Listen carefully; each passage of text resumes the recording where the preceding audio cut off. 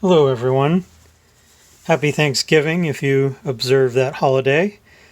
What I want to talk about today is the high voltage interlock loop.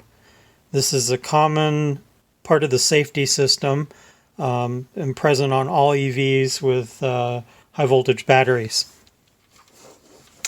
What you're seeing here is a typical connector that you might find on a high voltage system accessory, like for the air conditioning compressor or the cabin heater, something that uses high voltage, but maybe not necessarily the main drive inverter or something really high current.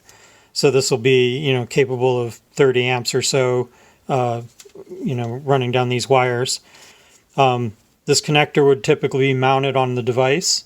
It has 2 pins for high voltage and then 2 smaller pins for the HVIL. And what the HVIL is a loop.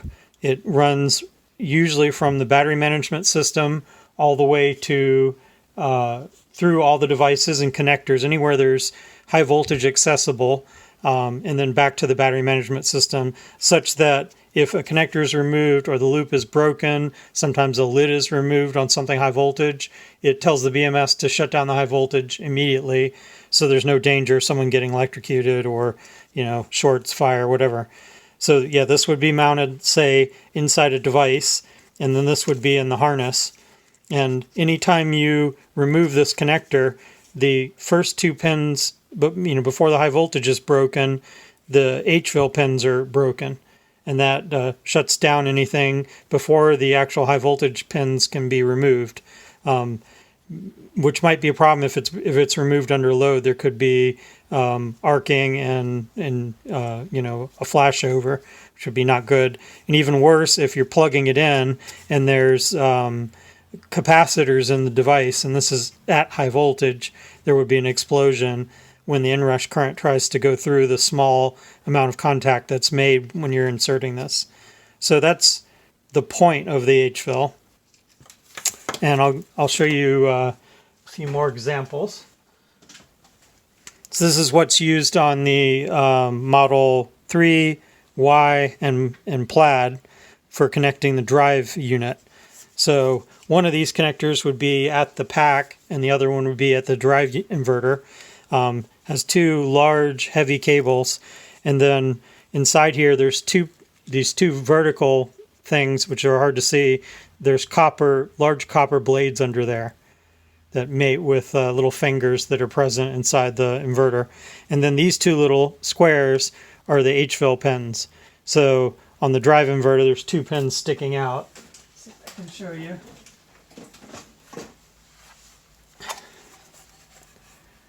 So this is the connector mate, so you can see the 2 pins sticking out, and these are where the high voltage blades go into. And then, on the back of the board, there's where the connection comes in, there's the sense wires. And here's on the Plaid, here's the connection to the air conditioning compressor. This connects to the pack, and there's 2 pins for the high voltage, and then 2 small pins here for the HVIL. And then the HVIL comes out. You can see the 2 conductors for high voltage, and then this is the HVIL part of the harness. Comes up here, and then to these 2 pins, and then inside the compressor there would either be a jumper on this connector or even a 60 ohm resistor.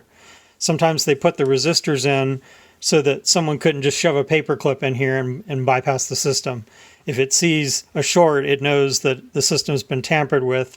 It's expecting to see a certain voltage drop, which would be caused by that 60 ohm resistor. So let's take a look over here on the computer.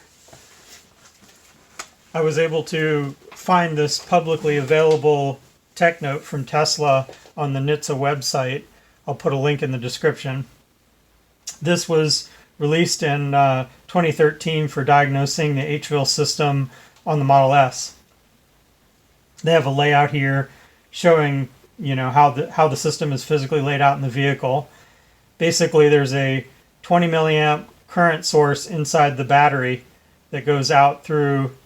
There's a pin in the high voltage blade that forms the HVIL there. So if the pack is removed, that pin opens and breaks the HVIL. Then it goes back in the pack and then out one of the data pins through the harness, goes to the drive inverter. There's a 60 ohm resistor in there, comes out of there, goes into the charger. There's a 60 ohm resistor in there. Then into the high voltage junction box, there's a cover switch so that if you open it, it breaks the HVIL. Back out, and then to the optional charger, which would, if you had two chargers, there's another 60 ohm resistor. And the way they had this set up, if you didn't have the optional charger, this connector would be placed here, and there's a spare 60 ohm termination resistor. So that way they could have one harness and have the optional charger or not. And then it continues back up to the front of the car where you have the high voltage junction box and DC-DC converter. And then just like I showed you on a connector like this, they have the high voltage loop inside the housing. So this would be mounted inside the high voltage junction box for all the ancillaries, like here, here, and here. In addition, there's a cover switch so that if you remove it, it breaks it. So anywhere you open the system, you drop the pack, you disconnect the pack, you disconnect the charger, you drop the drive unit, anything to do with high voltage breaks the HVIL and causes the battery to open the main contactors here and cut power to anywhere outside of the battery. Note that the termination comes back to the high voltage battery, and there's another 60 ohm resistor in there. So it's counting on these 60 ohm resistors, let's see, there's one there, 2, 3, 4, and if you had an all-wheel drive car, there would be a fifth one. It's counting on seeing all those 60 ohm resistances to ensure that the HVIL system hasn't been bypassed or shorted. They have some diagnostics. This shows some of the connectors here on the high voltage junction box that have those interlock connectors. And the way these pins work is as soon as you try to release the connector, it breaks the HVIL before you actually break the high voltage pins, as I showed you earlier. Let's see, more diagnosis. Oh yeah, here's a more simplified view of what's going on. The 20 milliamp current source, rapid mate pin, and these X numbers are Tesla's connector numbering system. We have a 60 ohm resistor in the drive inverter, a 60 ohm resistor in the primary charger, a lid switch on the high voltage junction box, a lid switch on the optional charger, 60 ohm resistor there, or it would be this 60 ohm if you didn't have the optional charger. Then to the DC-DC and high voltage junction box, there's a lid switch on there, goes through the PTC coolant heater connector, the cabin heater connector, and the AC compressor connector, and then all the way back to the pack where there's another 60 ohm resistor to ground.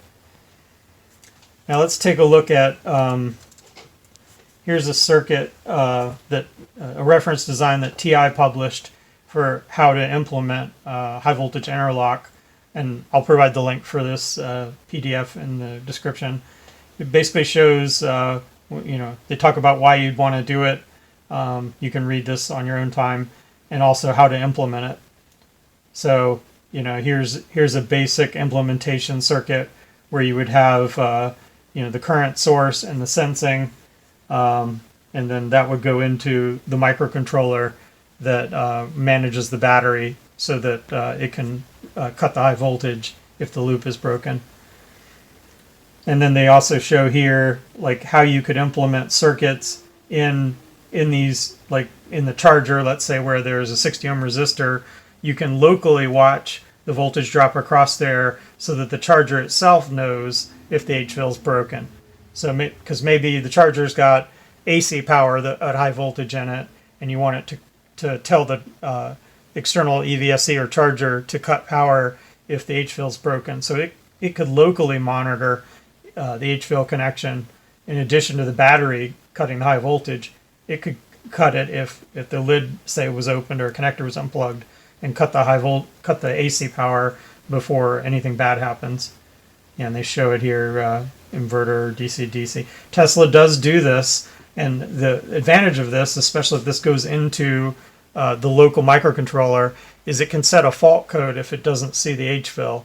So that can help you diagnose if a connector was left unplugged. Because, you know, if this loop, it's like old style Christmas lights. If one bulb is out, the whole loop is down and you don't know where it's broken. So having the local sensing can help a technician diagnose that something's unplugged or maybe the cover switch is bad, whatever. So, yeah, this goes on to talk about how you would implement all that. You know, I won't bore you with the details. Obviously, you can look at it if you care. And I can show you a non-Tesla. This one's out of a Kia Soul connection. This would be the bulkhead of the battery, and this big connector here is the connection from the battery, the drive inverter. You can see those two pins there. Those are the HVIL pins, and there's in this end there's a little shorting bar. So this would, when this is plugged in, this would go to the BMS and tell the BMS, hey, some fool is disconnecting the high voltage. Let's cut power to it, because the contactors would be kind of right behind this plate inside the pack. So it's not just Tesla. Pretty much all EVs have some sort of HVIL in them now for safety. And they'll often have like a fireman or first responder loop in the car too, so that the first responders can either unplug it or cut it, rendering the high voltage system safe. So if you, I'll provide a link to the Tesla first responder guide in the description, so that you can look at how firemen are, going to disarm a vehicle if it's been an accident and they don't know if high voltage is still present. And that's the HVIL system, High Voltage Interlock Loop. If you have any questions, leave them below. If you like this video, please like it and subscribe. I need the subscriptions. It'll keep the algorithm working. All hail the algorithm. And I hope you guys have a good weekend. And that's all I have for you. Take care.